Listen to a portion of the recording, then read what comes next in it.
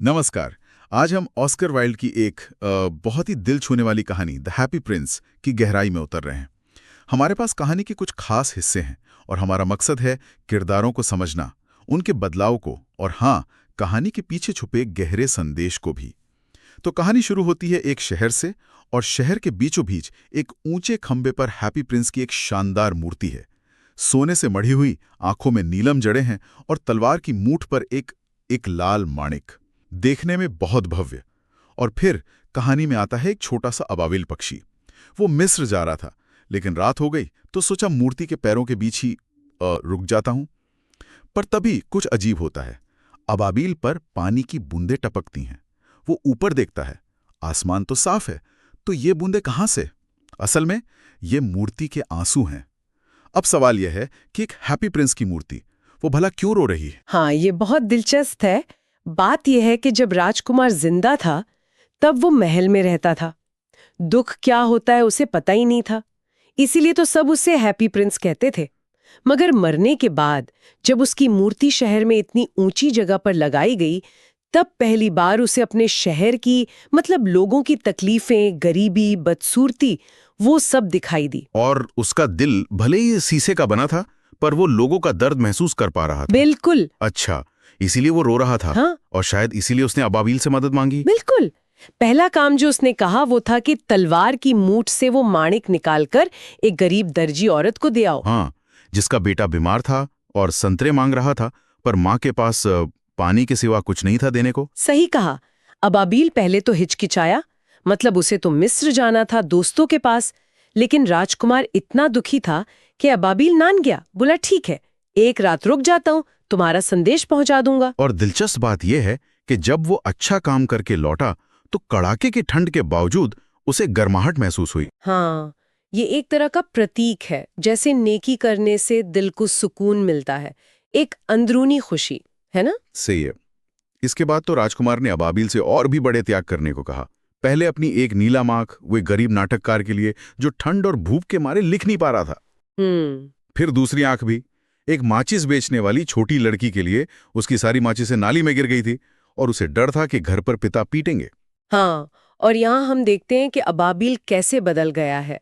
पहले तो वो सिर्फ एक रात रुकना चाहता था, लेकिन अब जब राजकुमार अंधा हो गया है तो अबाबिल कहता है कि वो मिस्र नहीं जाएगा, वो हमेशा राजकुमार के साथ रहेगा, उसकी आंखें बनकर। ये तो बहुत गहरा लगाव है, वफादारी और हमदर्दी का। बिल्कुल। ये दिखाता है कि कैसे दूसरों का दर्द महसूस करना हमें बदल सकता है। हमारे अपने लक्ष्य भी पीछे छूट जाते हैं कभी कभी। और फिर अबाबिल राजकुमार को शहर की और कहानियां सुनाता है।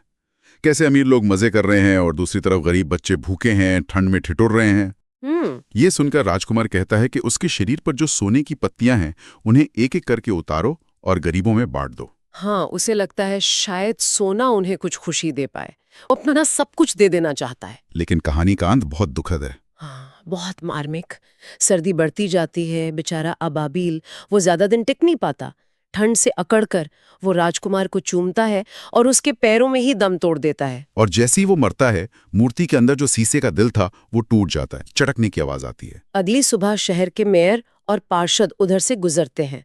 वो मूर्ति को देखते हैं जो अब न सुनहरी है न उसकी आंखें हैं, एकदम बदरंग सी। मेयर कहता है, अरे ये तो बड़ी भद्दी लग रही है अब। हाँ, और एक पार्षद कहता है, जब ये सुंदर नहीं रही तो किसी काम की भी नहीं, बिल्कुल सतही सोच। और वो उसे पिघलाने का हुक्म दे देते हैं। लेकिन भट्टी में भी वो टूटा हुआ शीशे का दिल नहीं पिघलता, वो वैसे का वैसा रहता है। तो मजदूर उसे बेकार समझकर कूड़े के ढेर पर फेंक देते हैं, वहीं जहां मरा हुआ अबाबिल पड़ा था। लेकिन कहानी यहाँ खत्म नहीं होती। असल में कहानी का सबसे महत्वपूर्ण हिस्सा अब आता है। ईश्वर अपने एक फरिश्ते से कहते हैं कि जाओ, शहर से 2 सबसे कीमती चीजें लेकर आओ। और फरिश्ता क्या लाता है? वो वही टूटा हुआ शीशे का दिल और वो मरा हुआ पक्षी लेकर आता है। अच्छा। और ईश्वर कहते हैं, तुमने बिल्कुल सही चुना, क्योंकि उनके लिए असली कीमत बाहरी सुंदरता में नहीं बल्कि करुणा और त्याग में है, वो गुण जिन्हें दुनिया अक्सर नजरअंदाज कर देती है। तो इस कहानी से हमने देखा कि कैसे एक मूर्ति और एक पक्षी, जिन्होंने अपनी बाहरी चमक दमक खो दी, उन्होंने करुणा और आत्म बलिदान में असली मूल्य पाया। और ये उस सोच के बिल्कुल उलट है जो शहर के मेयर और पार्षदों की थी। बिल्कुल।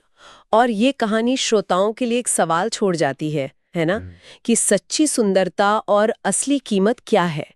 क्या वो बाहरी दिखावे में है जैसा दुनिया मानती है, या फिर वो दिल की नेकी, हमदर्दी और त्याग में है जिससे ईश्वर ने सबसे अनमोल माना? ये कहानी हमें समाज के बनाए मूल्यों पर सवाल उठाने के लिए कैसे प्रेरित करती है?